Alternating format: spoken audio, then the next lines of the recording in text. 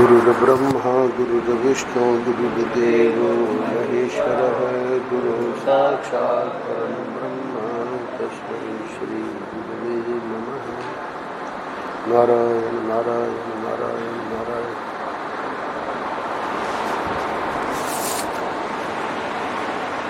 23 जून, page number 175।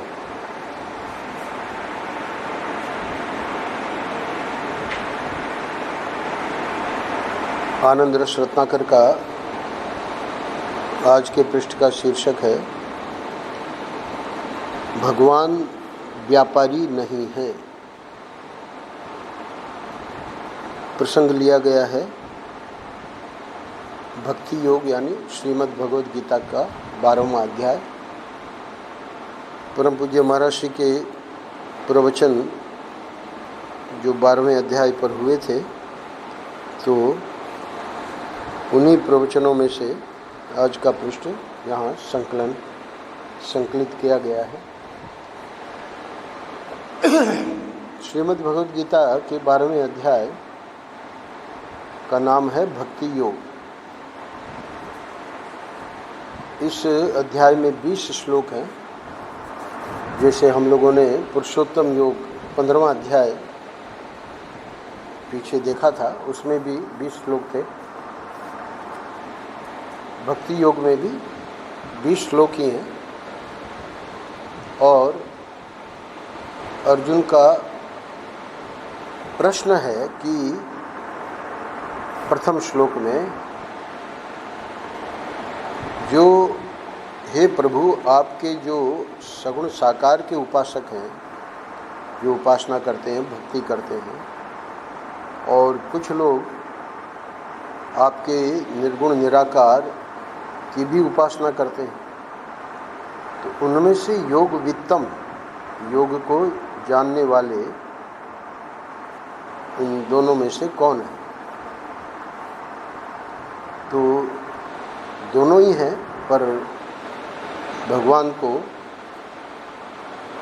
जो है आज के पृष्ठ में हम देखेंगे कि अंतिम पंक्ति है, ये देखते हैं भगवान की अधिक प्रोत्साहन देने की किसे आवश्यकता है। तो अधिक प्रोत्साहन तो जो सगुण साकार का भक्त है उसी को देना है। तो उत्तर दिया भगवान ने, मैया वेश्य मनो ये माम नित्य युक्ता उपासते, उन्हीं को योग वित्तम बताया, सगुण साकार के उपासक। तो प्रश्न उठा कि वो जो निर्गुण निराकार वाले, तो अगले 2 श्लोकों में बताया कि वो भी मुझे ही प्राप्त होते हैं। तो फिर आपने इनको क्यों योग वित्तम बताया? तब भगवान ने उसका रहस्य आगे चल के बताया कि क्लेशोधिक तरस तेषाम अव्यक्ता सक्त चेतसाम अव्यक्ता ही गतिर दुखम देहवद्भिर अवाप्यते।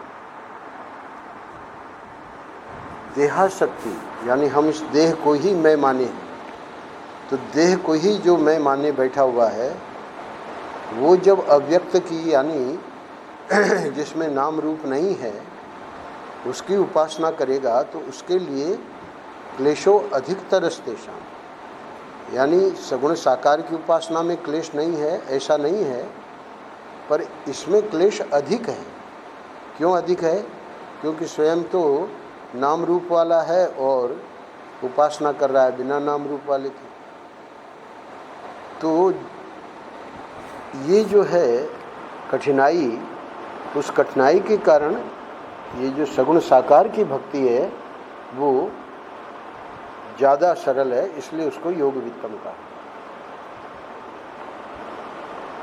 अब प्रश्न ये उठा कि जो आपको प्राप्त कर चुके हैं, तो उनके लिए फिर भगवान ने 13वें श्लोक से 19वें श्लोक तक, ये आज का जो श्लोक है वो अंतिम श्लोक है 20वां, तो 7 श्लोकों में उनकी जो विशेषताएं हैं ज्ञानी भक्त की, यानी जो ठाकुर जी को प्राप्त कर चुका है, तो 7 श्लोकों में उसका वर्णन किया और उनमें क्या क्या गुण होते हैं उसकी अगर गिनती करें 7 श्लोकों में तो स्वामी राम सुखदास जी ने कहा है कि 39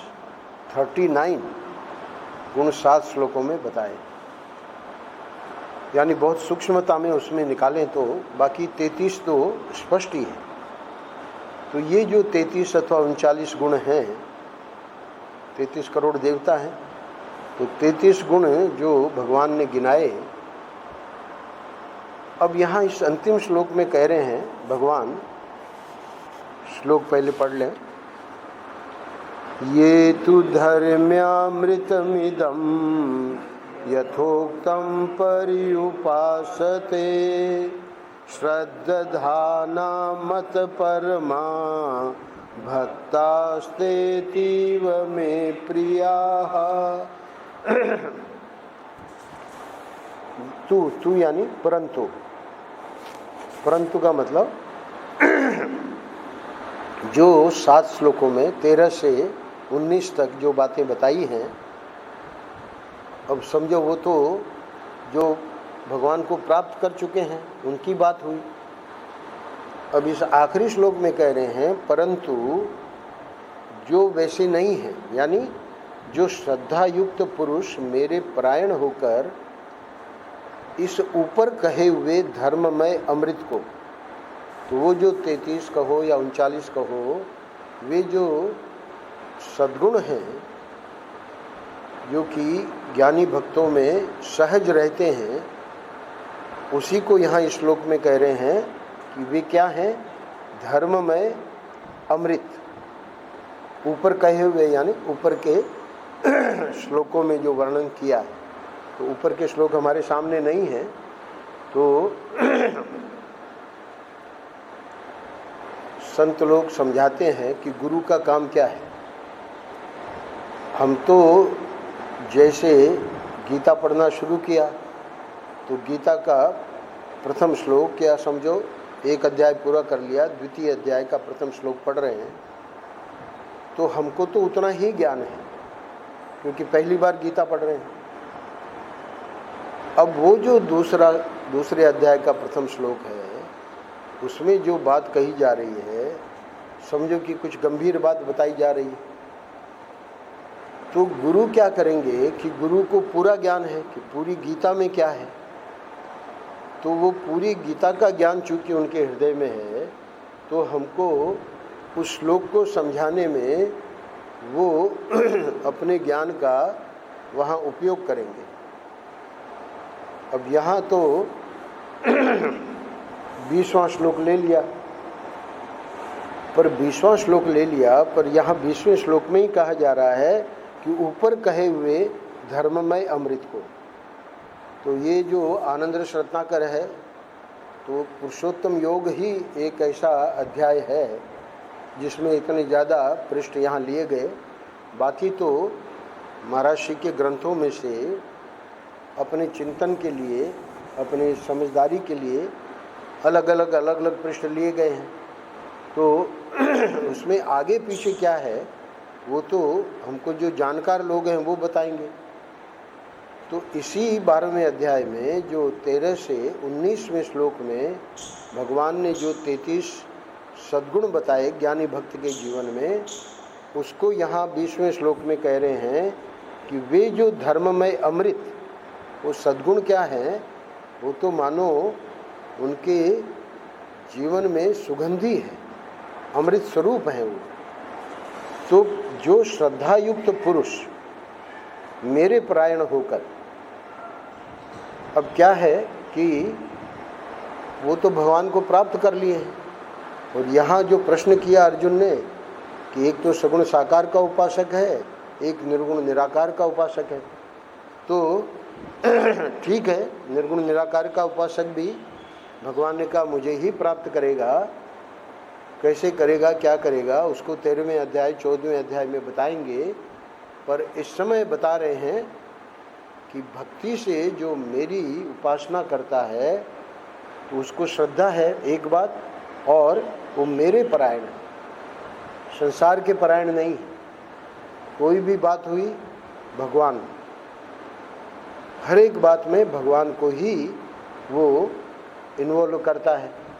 तो इसलिए भगवान कह रहे हैं कि ऐसा जो श्रद्धा वाला साधक है, अब जो ये 33 गुण मैंने गिनाए हैं ज्ञानी भक्त में, उनको निष्काम प्रेम भाव से उनका सेवन करता है। यथोक्तम पर्युपासते। तो पर्युपासते का अर्थ यहाँ है कि उनका सेवन करता है, यानी उनको जीवन में उतारने का प्रयत्न करता है। ज्ञानी भक्त में वे सहज हैं और हमको आपको वे जो सद्गुण है ज्ञानी भक्त में, उनको उतारने का प्रयत्न करना पड़ेगा। स्वामी राम सुखदास जी कहते हैं कि समस्या साधक की ये है कि हमारे में गुण भी हैं और अवगुण भी हैं। ज्ञानी भक्त में अब अवगुण नहीं रहे, क्यों? वो गुणातीत हो गया। इसी को आगे चल के भगवान 14वें अध्याय में बताएंगे कि वो गुणों के परे चला गया। पर जब तक ये गुणों में यानी सत्व रजस और तमस, तो कभी सत्व हावी हो गया यानी सत्व ने दबा दिया रजस तमस को, बड़ा अच्छा लग रहा है। आज तो स्वामी जी बहुत आनंद आया, बहुत भजन में ध्यान में इतना आनंद आया कि क्या कहना। तो वो क्या हुआ कि सत्व ने रजस तमस को दबा दिया। अच्छा, वही व्यक्ति आके कहता है कि स्वामी जी आज तो बैठे रहे आधा घंटा पर मन लगा ही नहीं। वही व्यक्ति जो कह रहा है कि आज बहुत आनंद आया, दूसरे दिन आके कहता है कि आज स्वामी जी कोई आनंद नहीं आया। तो ये क्या हो रहा है? कभी जो अवगुण हैं वो जो हैं हावी हो जाते हैं सद्गुणों पे, कभी सद्गुण हैं वो अवगुण पे हावी हो जाते हैं। तो इसलिए संत लोग समझाते हैं, बहुत ध्यान से सुनना, जब हमको पता लग जाए कि हमारे में ये अवगुण है, उसकी कभी भी साधन भजन करने वाले को उपेक्षा नहीं करनी है, उसकी अवहेलना नहीं करनी है। होता क्या है, पता लग भी जाता है, स्वयं को भी पता है, दूसरे भी बताते हैं, और हम जो हैं इग्नोर करते हैं, उपेक्षा करते हैं, अवहेलना करते हैं। उसकी अवहेलना नहीं करनी है। क्यों? क्योंकि हमको भगवत प्राप्ति चाहिए ना, गुणातीत हमको बनना है, ज्ञानी भक्त बनना है। तो उसका तरीका क्या है? तरीका यही है कि उस अवगुण को अपने जीवन में से निकालना है। बोले प्रयास करने पर भी नहीं निकल रहा है, कोई बात नहीं, भगवान को प्रार्थना करो। जब हमारी व्याकुलता होगी कि वो जो अवगुण है वो निकले, तब जाके हम देखेंगे कि अब कुछ बात बनी। नहीं तो ये सत्वगुण और रजोगुण और तमोगुण, इनका जो खेल है वो चलता ही रहेगा, और कभी भी ये जो साधक है उसको शांति नहीं प्राप्त होगी। तो भगवान यहाँ बता रहे हैं कि ऐसा जो श्रद्धा वाला जो मेरे ही परायण है, तो जब हम या आप भगवान के परायण रहेंगे तो भगवान भी अपना चमत्कार दिखाएंगे। वो देखेंगे कि भाई हाँ, ये सचमुच में अवगुणों से मुक्त होना चाह रहा है। तो वे भी हमको ऐसी ऐसी युक्ति बताएंगे कि ऐसा कर लो और अवगुण निकल जाएगा, कोई ज़्यादा कठिन नहीं। संत लोग कहते हैं कि कोई संकट आ गया, कोई परिस्थिति आ गई, कल्पना करो कि हम सोच रहे हैं कि उसमें से, संकट में से बाहर निकलने का कोई रास्ता है क्या, और बुद्धि में कोई रास्ता नज़र नहीं आ रहा है। ऐसे फंस गए हैं उस परिस्थिति में कि लगता है कि अब इसमें से निकलने का कोई रास्ता नहीं। ठीक उसी संकट में से निकालने के लिए भगवान के पास हजारों रास्ते। इसलिए यहाँ कह रहे हैं मत परायणा, जो मेरे परायण है उसको तो मैं निकाल लूँगा, तो ये श्रद्धा युक्त पुरुष इस श्लोक में जो कहा जा रहा है, श्रद्धानाः दूसरी पंक्ति में और मत परमा, ये दो शब्द जो है ये विशेष है। क्योंकि ऐसा जो साधक है, ऐसा जो भक्त है, आज परम पूज्य महाराज जी उसी के बारे में बताएंगे कि भगवान को उसका ज़्यादा ख्याल है। क्योंकि जिसने प्राप्त कर लिया है ना, उसका तो कुछ भगवान को ध्यान देना ही नहीं है, वो तो स्वयं ही ईश्वर कोटि का बन गया है। उसकी तो हम लोग पूजा करते हैं, उसको तो हम भगवान की कक्षा में बैठाते हैं। तो अब ये जो साधक है, उस साधक के बारे में आज के पृष्ठ में महाराज जी बताएंगे कि भगवान उसके लिए कह रहे हैं, ऐसे भक्त मुझको अतिशय प्रिय है। कहाँ कहा? इसी पंक्ति में, दूसरी पंक्ति में, श्रद्धाना मत परमा भक्ताः ते अतीव में प्रिया। अतीव शब्द का प्रयोग किया। आप लोग आश्चर्य करोगे, इसके पूर्व में ज्ञानी भक्त के जब गुण गिनाए तो वहाँ 5 बार प्रिय शब्द का प्रयोग किया। 7 श्लोकों में 5 बार, पर वहाँ अतीव प्रिया नहीं कहा। ज्ञानी भक्त के लिए कहा यो मद भक्त है स मे प्रिय है, यो मद भक्त है स मे प्रिय है। और यहाँ अंत में जाके ये जो साधना कर रहा है उसके लिए कह रहे हैं कि वो तो अतीव प्रिय है। इसलिए मैंने अंतिम पंक्ति महाराज जी की सुनाई कि भगवान क्या देखते हैं कि अधिक प्रोत्साहन देने की किसे आवश्यकता है। क्योंकि सामान्य रूप से जो व्यक्ति देखेगा कि भाई जो पहुंचा हुआ है उनको तो प्रिय कह रहे हैं और जो अभी नहीं पहुंचा उसको अतीव प्रिय कह रहे हैं, तो इसमें रहस्य जो है वो यहाँ आज के पृष्ठ में महाराज जी हमको बताने जा रहे हैं। परम पूज्य महाराज जी कह रहे हैं, भगवान के शब्द यहाँ ध्यान देने योग्य हैं। जो ज्ञानी भक्त हैं, जिनमें अद्वेष्टा सर्वभूता नाम आदि गुण विद्यमान है, वहाँ आदि क्यों कह दिया? क्योंकि वो तो बहुत लंबी लिस्ट है ना, 33 गुणों की लिस्ट है। तो वो गुण जिनमें विद्यमान हैं उन्हें तो भगवान ने केवल प्रिय कहा, और जिसमें वे गुण अभी आए नहीं हैं उन्हें अपने में लाने का जो प्रयत्न कर रहा है, जिसे अभी भगवान मिले भी नहीं हैं, केवल श्रद्धा करके जो भगवान के परायण हुआ है उसे क्या कह रहे हैं? उसे भगवान अति प्रिय कह रहे हैं।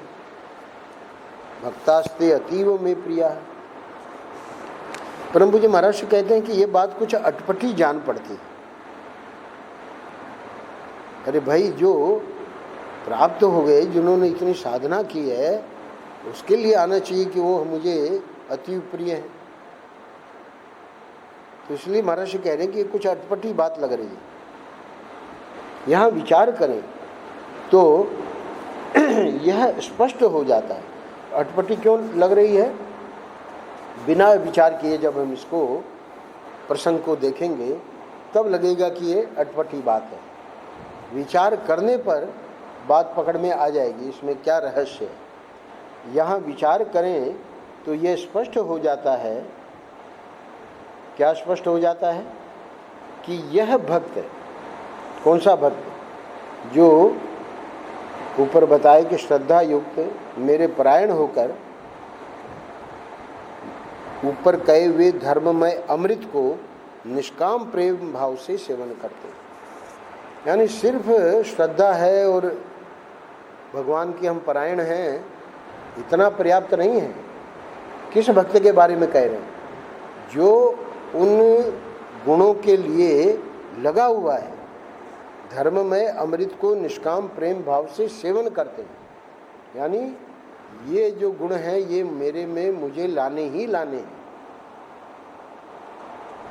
तो अब वो शिशु है, तो शिशु है तो महाराज जी समझा रहे हैं कि स्पष्ट हो जाता है कि ये अभी बालक है, अभी ये चलने का प्रयत्न कर रहा है, तो स्वाभाविक है कि इसे प्रोत्साहन की आवश्यकता अधिक है।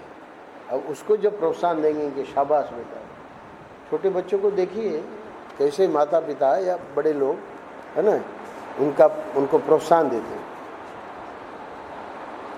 तो ये उससे होता क्या है, बच्चे में उत्साह होता है। प्रोत्साहन जब मिलता है, शाबाश, उसको पुरस्कार दो, उसको चॉकलेट दो, है ना, तुमने आज इतना याद करके दिखाया, कल इससे और ज़्यादा।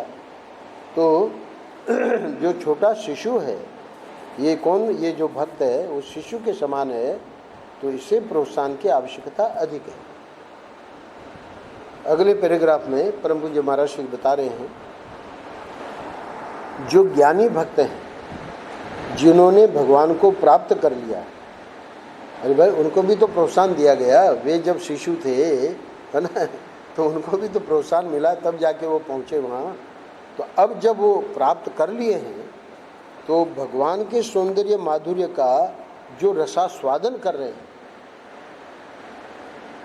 हम और आप तो भगवान का जो सौंदर्य माधुर्य है, तो उसके लिए जैसे बताते हैं संत लोग, वैसे हम लोग अपना जप आदि कर रहे हैं, है ना, पूजा पाठ आदि कर रहे हैं, और उसका अभी वो अनुभव हमको नहीं हो रहा है, और ये तो उसका अनुभव कर रहे हैं, रसास्वादन कर रहे हैं, दिन रात उसी में छके पड़े।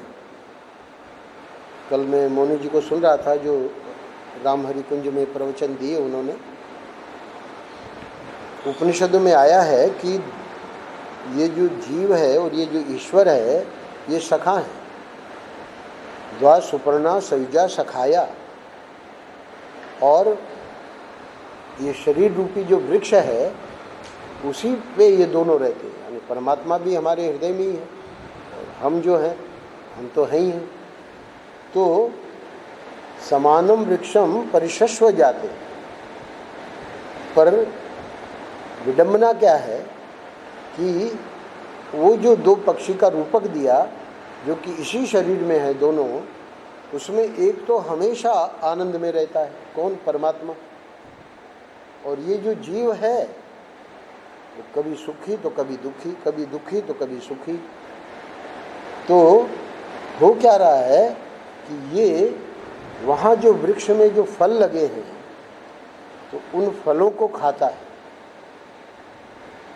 अब उसमें कोई फल जो है, तोते की बात छोड़ दीजिए, कोई फल है वो ठीक नहीं है, तो जब खाया तो मूड खराब हो गया, दुखी हो गया, फिर चलो कोई बात नहीं, दूसरा खाया, अच्छा लगा, मीठा था, सुखी हो गया, पर उसकी दृष्टि बार बार ये दूसरे पक्षी पे जाती है, यानी ईश्वर पे जाती है या सद्गुरु पे जाती है, जो कि हमेशा एक रस, हमेशा आनंद में। ये क्या बात है, वो भी हमारे जैसे वृक्ष पे रह रहे हैं, पर उसने ध्यान दिया कि वो तो फल खाते ही नहीं है, वो तो अपना आनंद में है। अब ये फल खाने के चक्कर में ये सुखी दुखी हम हो रहे हैं। तो यहाँ पर उन्होंने मतलब जो उसका रहस्य समझाया है वो यही है, वो भगवान के रस में डूबे हुए, यानी ये जो दूसरा पक्षी है, तो दूसरा पक्षी कौन है, यहाँ तो ईश्वर को ही कहा, तो ईश्वर को तो अपना स्वरूप पता है ना, तो वो तो अपने परमानंद में मग्न रहते हैं। ईश्वर जो हैं अथवा संत भगवान जो हैं, उनको ये फल खाके और आनंद लेने की आवश्यकता नहीं है, उनको तो फलों का फल मिल गया।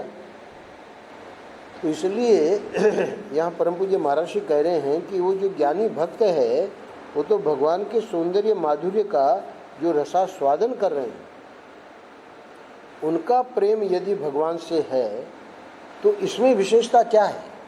अरे भाई वो तो प्रेम उनका रहेगा ही रहेगा। हमारा तो ऐसा है ना कि अभी संसार से भी प्रेम है और भगवान से प्रेम करने का प्रयास कर रहे हैं। उनका तो प्रेम 100% भगवान में ही है, उनका प्रेम संसार में नहीं है। बोले स्वामी जी आप ऐसे कैसे कह रहे हैं? संसार में तो रह ही रहे, तो वहाँ संसार में उनका जो प्रेम हम लोगों को दिख रहा है, वहाँ उनको भगवान का ही दर्शन होता है, उनको भगवत दृष्टि प्राप्त हो गई है।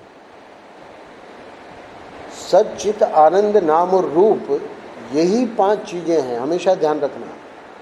सच्चित आनंद नाम और रूप। तो सच्चिदानंद ब्रह्म जो है उसी ने संसार का रूप लिया है, और संसार के रूप में कैसे लिया? माया से। तो माया यानी इनकी जादूगरी है, तो जादूगरी में ये नाम रूप है। असलियत क्या है? स्वर्ण। आभूषण क्या है? नाम रूप। उनको गला दो, स्वर्ण का स्वर्ण ही है। तो सच्चिदानंद जो है वो ही असली वस्तु है। उसी को समझने के लिए ये पूरे शास्त्र है, ये पूरा सत्संग है। तो वो जो सच्चिदानंद है, अब ये जो ज्ञानी भक्त हैं, महर्षि कह रहे हैं कि उन्होंने तो भगवान को प्राप्त कर लिया है, भगवान के सौंदर्य माधुर्य का जो रसास्वादन कर रहे हैं, उनका प्रेम यदि भगवान से है तो इसमें विशेषता क्या है? यानी नाम रूप में अब उनकी कोई महत्व बुद्धि नहीं है। जितना आवश्यक है उनका जो जीवन निर्वाह है वो भगवान स्वयं कर रहे हैं, उसके लिए भी उनको हाथ पैर मारने की जरूरत नहीं। भगवान ने स्वयं कहा कि योगक्षेमम वहामि हूँ, मैं इनका योगक्षेम वहन करता हूँ। तो ऐसी स्थिति में वो तो 100% उसी में डूबे रहते हैं, भगवान के प्रेम में। तो महर्षि कह रहे हैं कि इसमें विशेषता क्या है? कोई विशेषता नहीं है, क्योंकि उनका तो काम बन गया है। उनका प्रेम भगवान से न हो तभी आश्चर्य की बात होती। कल्पना करो कि कोई ऐसे संत हमको मिले और हमको बताया जाए कि ये 100% यानी उसमें डूबे रहते हैं, और फिर हम देखें कि ऐसी बात नहीं है, बल्कि वो संत स्वयं ही कहे कि भाई इस समय तो हम बड़े कष्ट में हैं। एक बड़ौदा में बापू, नाम क्या था मुझे नहीं पता, पर जीतू भाई के ही वहाँ जो सत्संग मंडल है बड़ौदा में, तो उसमें वो रानी करके, रानी और उनके पति वो आते थे। तो हमको ओंकारानंद जी बहुत बार उनके कहने से वहाँ बड़ौदा भेज देते थे सत्संग के लिए। तो वहीं रुक कर हम करते थे 4-5 दिन 6 दिन सत्संग। तो वो जो रानी थी उसने बताया कि हमारे गुरुजी बापू वो बड़ौदा आए हुए हैं, आप चाहो तो दर्शन कर लो। तो हमने बापू के बारे में बहुत सारी बातें सुनी और हम बड़े प्रभावित थे, तो लगा कि बहुत अच्छी बात है। दर्शन करने गए, उनको पता लगा कि स्वामी अखंडानंद जी के शिष्य हैं। हमने उनको प्रणाम किया, बैठे, उन्होंने भी हमको प्रणाम किया। यद्यपि बड़े बुजुर्ग थे, हमसे बहुत उम्र में भी बड़े थे, पर विनम्रता होती है संतों में।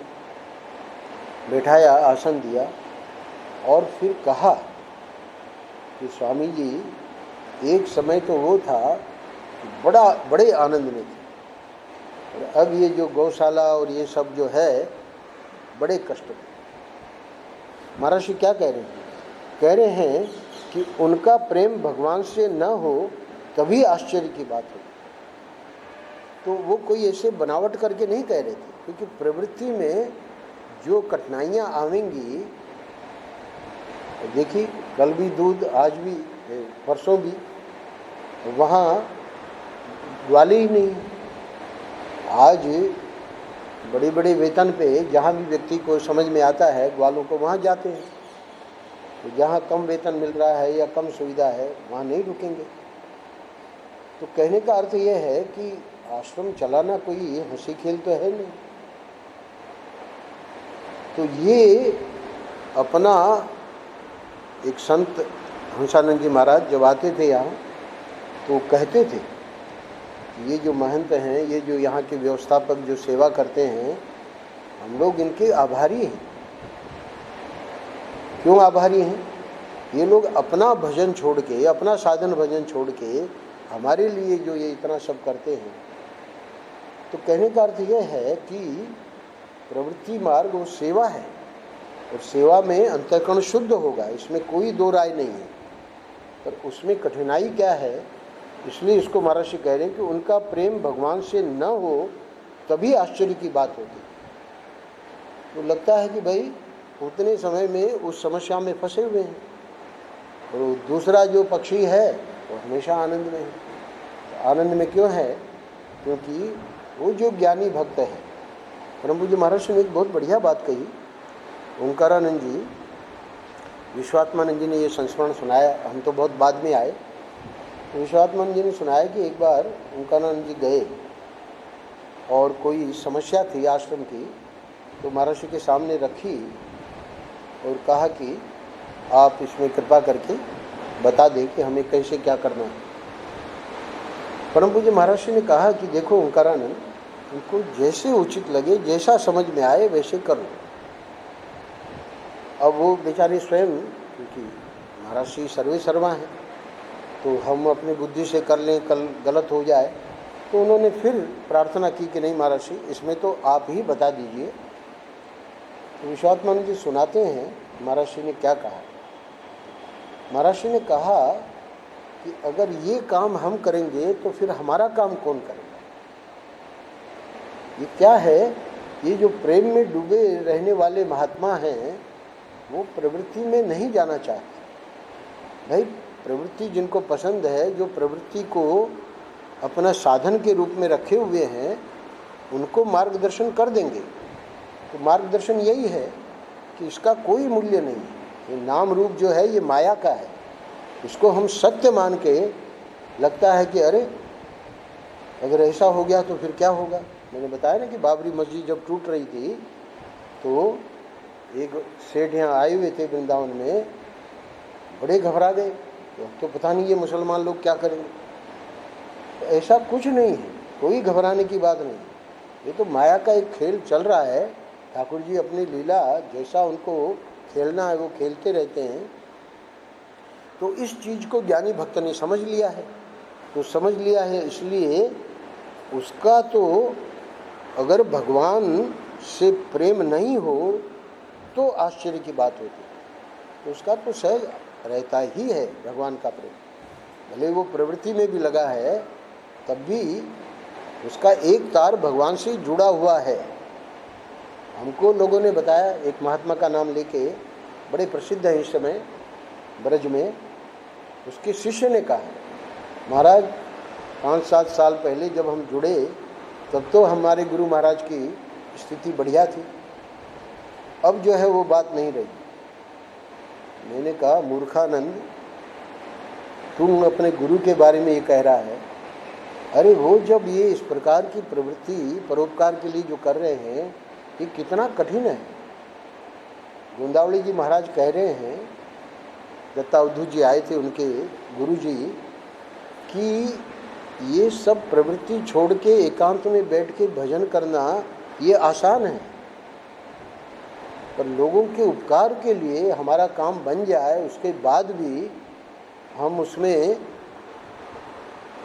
लोगों के उपकार के लिए कुछ करें, लोक संग्रह शब्द है गीता में, ये ज़्यादा कठिन है, ये ज़्यादा धन्यवाद के पात्र है। क्यों? उनका तार जुड़ा रहेगा, क्यों? वे सिद्ध है। इसलिए परम पूज्य महर्षि को कहना पड़ा कि उनका प्रेम भगवान से न हो तभी आश्चर्य की बात होती है। तो वो तो भगवान को ही देखते हैं। यहाँ बैठी हैं शमी टंडन, उनके गुरुजी ओंकारानंद जी स्पष्ट कहते थे, ये जो हम सेवा कर रहे हैं आश्रम की, ये महर्षि की सेवा है। वो महर्षि की सेवा को और आश्रम की सेवा को अलग नहीं मानते थे, ये उनकी स्थिति है। इसलिए कहा जा रहा है कि उनका प्रेम भगवान से न हो तभी आश्चर्य की बात होती है। दूसरा जो विरक्त महात्मा है वो सोचेगा देखो ये फंसा हुआ है ना, वो फंसा हुआ नहीं है। उन पे तो महर्षि की विशेष कृपा है कि उनका भजन भी नहीं छूटता। स्वामी सच्चिदानंद जी को देखिए, आप अंदर जाइए, पुस्तक खुलिए, पढ़ रहे। तो ये क्या है? ये तो स्पष्ट कहते हैं कि जैसे सांप नेवला की जब लड़ाई होती है तो नेवला जब हारने लगता है तो उसको एक जड़ी बूटी मालूम है, तो वो चला जाता है थोड़ी देर के लिए और सूंघ के फिर आ जाता है, तो फिर लड़ता है। तो ये शास्त्र क्या है कि भाई प्रवृत्ति में जाओगे तो यहाँ तो दुनिया भर का, ना आज ग्वाले नहीं है, आज ये फलाना। एक परिवार को चलाना कठिन है, 4-5 सदस्यों का पूरे आश्रम को चलाना, जिसमें सब प्रकार के, सब जगह से आए हुए लोग, सब प्रकार के दिमाग के लोग, ये कोई हंसी खेल नहीं है। वो तो शिवानंद जी कहते थे कि आश्रम महंत नहीं चलाता है, आश्रम स्वयं भगवान चलाते हैं। तो ये लोग जो महापुरुष हैं ये कभी ये भ्रांति नहीं पालते कि हम चला रहे हैं। यहाँ पर महर्षि कह रहे हैं कि इनका प्रेम अगर भगवान से ना हो तभी आश्चर्य की बात होगी। तो इनका प्रेम तो हम लोग श्रद्धा के कारण, जो श्रद्धा है जिनकी वो लोग जानते हैं, समझते हैं।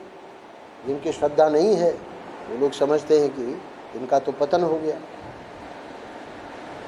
अद्वेषादि गुण उनमें स्वभाव से ही आ गए। किनमें? ज्ञानी भक्त में। इसके लिए भी उन्हें कुछ करना तो पड़ता नहीं है।